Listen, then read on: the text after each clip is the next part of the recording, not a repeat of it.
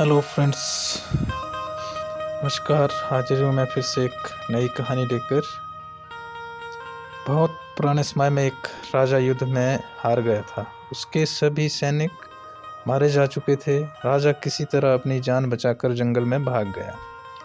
सैनिक उसका पीछा कर रहे थे। वे बचने के लिए एक गुफा में छिप गया। सैनिक राजा को जंगल में खोजते खोजते उस गुफा तक पहुंच गए। गुफा के अंदर राजा को ढूंढा, लेकिन सैनिक उसे ढूंढ नहीं सके। बाहर आकर सैनिकों ने बड़े बड़े पत्थरों से गुफा बंद कर दी। गुफा बहुत गहरी थी। अंदर की ओर राजा छिपा हुआ था। वे काफी थक चुका था। भूख प्यास की वजह से बेहाल हो रहा था। उसके शरीर में ताकत भी नहीं बची थी।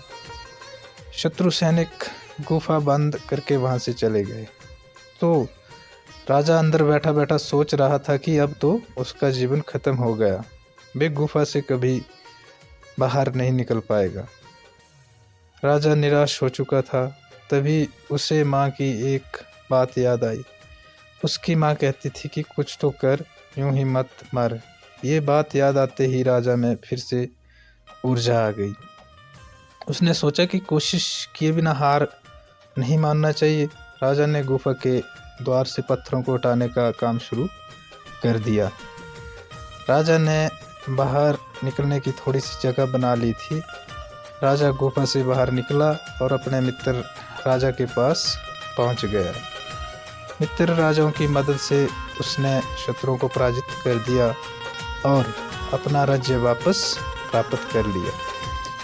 तो इस कहानी से हमें यही